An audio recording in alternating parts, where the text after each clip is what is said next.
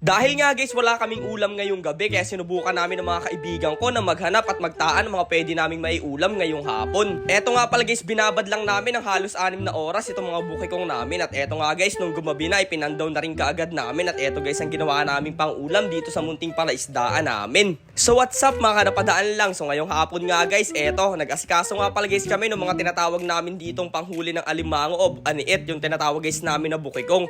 So bali nga guys, gumawa kami ng medyo maliliit lang dito para do sa mga kalantugas na uhulihin namin ngayong araw. At sana po sa lahat ng makakapanood itong video namin ay pakishare at pakipollow sana ng page namin. At syempre guys, wag nyo na rin sana kalimutang i-heart tong video namin kasi malaking tulong yun sa aming grupo. Maraming salamat po. Ang kasama ko nga pala guys sa pagtataan ngayong araw ay yung tropa kong si Tupeng, si Balong at si Angelo. At si Balong nga pala guys at si Angelo ay nando sa may kabilang bangka natin, do sa bangka nating si Nemo. At sila nga pala guys na magtataan do sa ating bukikong. Habang kami naman guys, dalawa ni Tupeng, nandito kami sa isang bangka at habang binibidyohan guys namin sila. At tingnan nyo guys, tuwan-tuwa sila kasi nararamdaman talaga nila na marami kaming mahuhuli ngayong araw. Kasama rin nga pala guys nila dyan yung tatay ko kasi mas expert yan sa amin sa pagtataan. Syempre, ikaw ba naman guys na namuhay dito sa Lalaon na halos 60 years at dito ka na lumaki, paniguradong alam mo na talaga lahat dito. Pinalipas nga lang guys namin dyan ng halos 7 oras at ito nga guys, pinandaw na rin kaagad namin itong mga taan namin. Alas 12 nga pala guys ito ng gabi at saktong-saktong lantong dito yung tubig. Dahil nga guys, medyo marami yung mga trap na papandawin namin, 2 bangka nga pala guys yung ginamit namin dyan. Nakakatuwa lang guys dahil kahit papano ay nakakahuli itong mga trap namin. Gaya na nga lang guys itong isang trap natin na medyo maliit, 3 perasong aniit guys yung nandito na malalaki. Tingnan nyo naman guys, grabe,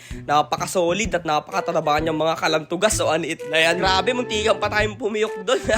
So eto na nga guys, tingnan nyo naman, napakadami talaga naming nahuhuli dito. Sa mga nagtatanong nga pala guys ng pinapain namin dito, yung mga maliliit guys na isda at kung tawagin sa lugar namin ay tambog, pero sa ibang lugar guys tinatawag yun na parang mga sapsap. Tingnan nyo naman guys yung mga kalantugas na nahuli namin ngayong araw, talagang nakangiti lang sa amin. Pagkatapos nga guys namin mapandaw lahat ng mga trap namin dyan, so bali nga guys nasa 15 wari tong taan namin ay agad na rin namin inalis yung mga pumasok dito sa loob na to. At nakakatuwa guys dahil napakalalaking mga alit o kalantugas talaga yung nandito. Saktong-sakto na makakabenta rin kami dito at yung kalahati naman guys ay pwede naming ipang ulam dito. Ang kilo nga pala guys ng ganitong klaseng kalantugas sa lugar namin ay 150. Kadalasan nga guys ay nagbebenta dati kami nito ng mga bata pa kami. At kahit nga guys maka 50 pesos lang kami sa pinagbintahan nun ay sobrang saya na namin. Bali nga guys lahat ito yung mga nakuha namin na nahuli at lulutuin nga lang pala guys namin yung kalahati nito. At pinakitahan pa nga guys tayo ng tropa nating Surmil dyan kung paano ito ilagay sa lagayan.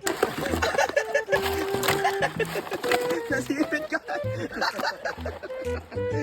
Dikit.